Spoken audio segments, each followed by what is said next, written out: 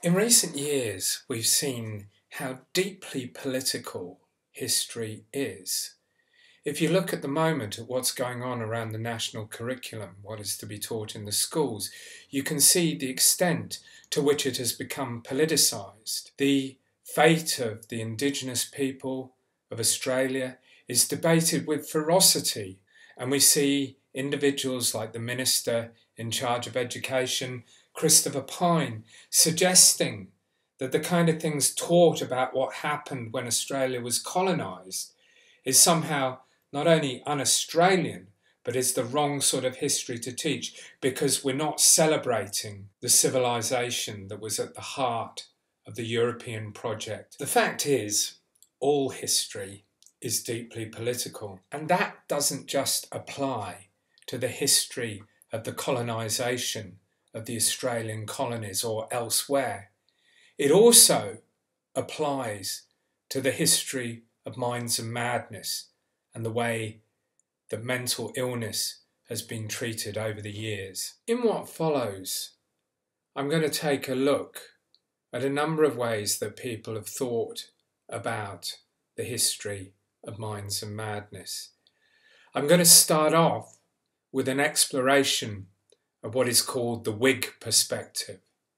And then from there, I shall be moving on to looking at the various rejections that have been made of the Whig perspective before ending up having a slightly more detailed look at Edward Shorter, who we visited in the last lecture. But first, I'd like to share with you some of the poetry of Donald Rumsfeld, the man who was Defence Secretary in George W. Bush Jr.'s government. Here he is talking about the problems of understanding the terrorists and the enemies of the USA. There are reports that there is no evidence of a direct link between Baghdad and some of these terrorist organizations. There are known knowns. There are things we know we know. We also know there are known unknowns. That is to say, we know there are some things we do not know. But there are also unknown unknowns. The ones we don't know, we don't know. Excuse me, but is this an unknown unknown? I'm not. Several unknowns, and I'm just wondering if this is an unknown I'm not going to unknown. say which it is. It is the nature of history that we're often dealing with unknown unknowns. Rumsfeld revealed himself to be quite the epistemologist here. Unknown unknowns did not, however, seem to be a problem for Whig historians, who are the subject of the next section.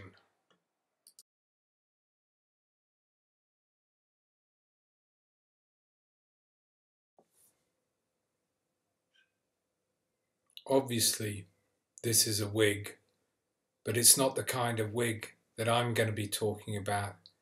This Whig is WIG. The Whig that I want to discuss is WHIG. What's the difference? I think it can be very instructive to go to the Oxford English Dictionary, which we can get online through the library. Don't let anyone tell you different. This is a wonderful resource because it gives us a really clear idea of where words come from and when they first get used. Now, there's all sorts of entries here for Whig that we can see. Let's have a look at the first one just to see whether this is the Whig we're after. Variously applied to A, sour milk or cream, B, whey, C, buttermilk, D, a beverage consisting of whey fermented and flavoured with herbs. No, I don't think so. So let's go back. Whig, well, it's got a capital. That's probably a good thing. Let me see. A yokel, a country bumpkin. Obs rare means it's obsolete. Let's go down. An adherent of the Presbyterian cause in Scotland in the 17th century. It's political, but I don't think it's going to do the business for us. Some kind of period applied to the exclusionists who opposed the succession of James, Duke of York, to the crown on the ground of his being a Roman Catholic. You know, we're edging closer and closer to the definition here. A rebel? Nah, it's not that. Hence, from 1689, an adherent of one of the two great parliamentary and political parties in England and at length in Great Britain, and this to be opposed to the Tories. That just about gets us as close as we can from the political point of view. What we need to get a sense of is that the Whigs themselves as politicians had a great deal of faith in the progress of the nation, particularly under their programme. This idea of progress underwrites Whig history. For Whig history, by its very nature, is looking to see how we got to our current state of perfection from the imperfect state of the past. Its focus is merely upon the steps that it has taken to get to that state of perfection, ignoring the messiness in between. Whig history is about the progress of spirit, the progress of ideas, and most of all, in the British context, the wonderful system of parliamentary democracy that outshone every other political system. More generally, as it's applied to history, it refers to any form of interpretation that has the notion of progress at its heart. And as we'll see, this was, for the best part of 100 years, the dominant way of interpreting minds and madness. And here, once we look at the phrases, we find Whig historian in all its glory, a historian who interprets history as the continuing and inevitable victory of progress over reaction.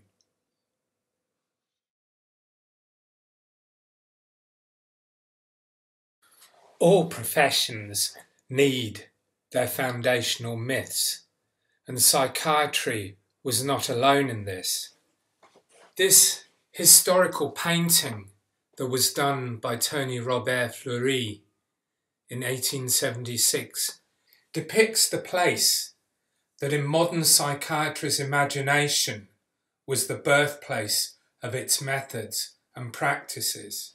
Here we see Pinel freeing the insane, an event that was alleged to have taken place in 1795 when the physician Philippe Pinel had been appointed as the medical superintendent of the Salpêtrière Hospital. The legend goes that when Pinel arrived at the Salpêtrière, a hospital dedicated to treating mentally ill women, he saw their appalling conditions. He saw them chained up, as we can see the women on this side, and he ordered that their chains be struck off and that they be freed. This depicts what is believed to have been the birth of moral therapy, a therapy that was predicated on the idea that you could use psychological means to cure people with severe mental illness. But not only that, those means should be deployed in an atmosphere of kindness, an atmosphere removed from barbarity. And Pinel was perceived to have been the individual above all others who ushered in this new era. Now, of course, this is a load of old tosh, as they say, back in the home country. It's all a myth. Pinel probably didn't strike the chains from the insane at the Salpêtrière until at least 1797, and it seems he may not have done this right across the board. Nevertheless, this is an iconic image in the Whig history of psychiatry. Now, if I was to characterise the Whig history of psychiatry, it would be about progression, a progression from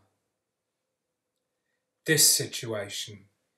Here we see depicted William Norris, who during the early part of the 19th century was allegedly kept chained in the Bedlam Hospital for 15 years. Norris, treated as a beast, as a wild animal, denied the most basic of human rights.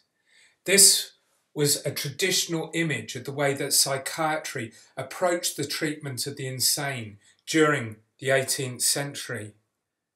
Compare with the balls that were instituted in the asylums during the 1830s and 1840s. That process where the people that were inmates in the asylum were treated as human beings, allowed to eat at table with knives and forks, given entertainments. This is a movement that is characteristic of the Enlightenment, from barbarity to humanity, underpinned by enlightened science. And I think that this is probably best summarised by the celebrated psychiatrist Aubrey Julian Lewis, born and brought up in Adelaide but spent most of his life practising in Britain, including at Bedlam's successor, the Maudsley. And here he is, reviewing Michel Foucault's Madness and Civilization, and doing so in a rather extraordinary way. After the tortures and judicial murders of the Middle Ages and the Renaissance, which confounded demoniacal possession with delusion and frenzy, and smelt out witchcraft in the maunderings of demented old women, there were the cruelties and degradation of the madhouses of the 17th and 18th centuries, in which authority used chains and whips as its instruments. Humanitarian effort put an end to the abuses. Pinel in France, Chirurgy in Italy, Tuke in England, inaugurated an era of kindness and medical care which prepared the way for a rational, humane approach to the mastery of mental illness. This, in one paragraph, epitomises a Whig interpretation of the history of treating minds of madness. You'll still find a lot of people, particularly in psychiatry, that fully accept this interpretation. Practitioners who are fundamentally Whiggish in their approach to their history and their culture. Nevertheless, from the late 50s and early 1960s, this particular view became increasingly under attack from a number of different sources. Later on, I'm going to look at the way the social studies of science, the sociology of knowledge, developed the model of social constructionism that questioned how all scientific knowledge was produced. However, before that, I'd like to take a look at the ideas of Michel Foucault, because love him or loathe him, he is an incredibly important thinker when we're considering these different areas.